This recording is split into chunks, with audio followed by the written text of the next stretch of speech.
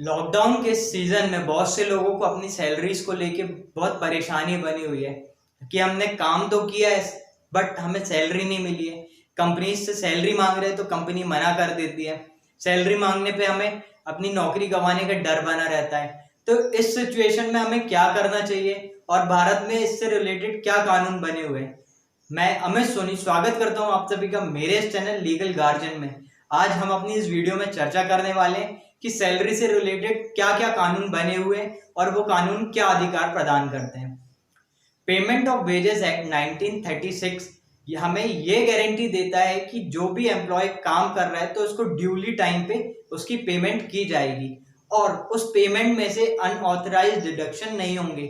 Means बिना बताए उसकी सैलरी में से कोई कुछ भी नहीं काटा जाएगा। इस अधिनियम के अंतर्गत कौन कौन से लोग आते हैं जिनको सैलरी लेने का अधिकार है। जो कोई भी व्यक्ति किसी भी फैक्ट्रीज में काम कर रहा है, मैन्युफैक्चरिंग यूनिट्स में काम कर रहा है, सर्विस सेक्टर में काम कर रहा है और कॉन्ट्रैक्ट बेसिस पे काम कर रहे हैं, वे सब इस अधिनियम के अंतर्गत आते हैं।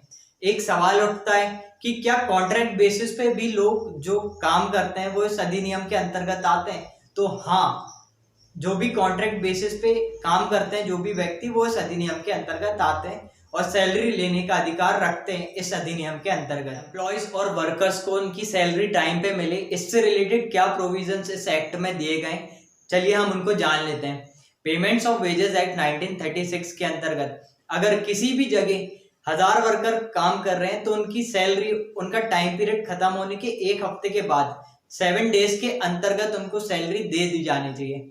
फॉर एग्जाम्पल, अगर जिस दिन भी आप काम में जुड़े हैं उस दिन से लेके 1 महीना होने के बाद जिस दिन भी आपका पीरियड ओवर हो जाता है, 1 महीना हो जाता है, उस दिन से 7 दिन के अंतर्गत आपकी सैलरी दे देनी चाहिए। और अगर कहीं पे 1000 वर्कर से ज्यादा काम कर रहे हैं तो ये लिमिट 10 दिन की हो जाती है। जिस दिन भी आपका महीना खत्म हो रहा है उस दिन से 10 दिन के अंतर्गत आपको वो सैलरी दे देनी चाहिए। अब सैलरी किस फॉर्म में देनी चाहिए, तो सैलरी करेंट करेंसी में देनी चाहिए, करंट कॉइन्स में देनी चाहिए। मीन जो करेंसी प्रचलन में है, और बाई चेक्स के थ्रू भी दे सकते हैं और डायरेक्ट बैंक में भी डाल सकते हैं। लेकिन चेक्स में पेमेंट देने के लिए और डायरेक्ट बैंक अकाउंट में पेमेंट देने के लिए पहले एम्प्लॉय को अपने एम्प्लॉयज से पूछना पड़ेगा और ऑथराइज्ड रिटर्न लेटर लेना पड़ेगा उनसे कि हम आपकी पेमेंट डायरेक्ट बैंक में डाल सकते हैं या आपको चेक्स दे सकते हैं। पेमेंट का भुगतान सिर्फ और सिर्फ वर्किंग डेज में किया जाएगा। ये नहीं कि संडे को जिस दिन नॉन वर्किंग डे है उस दिन पेमेंट्स का भुगतान किया जा रहा है। और यदि कोई को जॉब से टर्मिनेट कर दिया गया है तो जिस दिन उसको जॉब से टर्मिनेट किया है उसके दूसरे दिन के पूरे होने तक उसको पेमेंट का भुगतान किया जाए। कंपनी आपको सैलरी देने से मना कर देती है या कॉन्ट्रैक्ट बेसिस पे जो भी लगे उनको वेजेस देने से मना कर देती है, तब हमें क्या करना चाहिए। तब अगर कंपनीज हमें मना कर देती है या कॉन्ट्रैक्ट बेसिस पे जो भी लगे हुए हैं उनको सैलरी देने से मना कर देते हैं तो हमें एक एप्लीकेशन प्रॉपर अथॉरिटी को देनी होती है।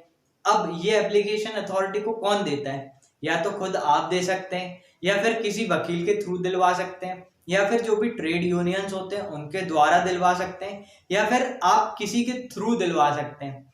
वो एप्लीकेशन अथॉरिटी को मिलने के बाद अथॉरिटी प्रॉपर जांच करती है और अगर सही पाया जाता है तो आपको कंपनसेशन के साथ आपकी सैलरी को दिलवाती है। अगर आपकी सैलरी फिर भी नहीं मिलती है तो आप उस एप्लीकेशन को लेके अपने केस को लेके स्मॉल कॉज कोर्ट में जा सकते हैं, एप्लीकेशन दायर कर सकते हैं। अगर आपको वहां से रिलीफ नहीं मिलता है तो आप फर्दर इस एप्लीकेशन को लेके फर्दर कोर्ट में मूव कर सकते हैं जो कि डिस्ट्रिक्ट कोर्ट होती है। एप्लीकेशन देने के बाद क्या उस पर डिसीजन होता है और क्या आपकी सैलरी दिलवाई जाती है। जब भी कभी आप अपनी सैलरी ना मिलने की एप्लीकेशन देते हैं तो वो अथॉरिटी प्रॉपर चेक करती है और देखती है कि एम्प्लॉय ने प्रॉपर टाइम पे आपकी सैलरी क्यों नहीं दी।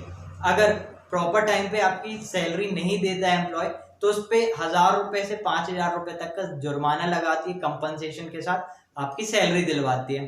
और अगर ये ऑफेंस फर्दर आगे भी होता है, नेक्स्ट टाइम भी ऐसी चीज की जाती है तो फिर से जो अथॉरिटी होती है 1000 रुपए से 10,000 रुपए तक का जुर्माना लगा के आपको कंपनसेशन के साथ आपकी सैलरी दिलवाती है। अगर ये ऑफेंसेस बार बार हो रहे हैं तो आप फर्दर इस एप्लीकेशन को लेके कोर्ट में मूव कर सकते हैं जिसपे कोर्ट अपनी कार्रवाई करती है। आई होप कि आपको वीडियो अच्छी लगी होगी। अगर वीडियो अच्छी लगी हो तो please like share and subscribe. Thank you for watching this video.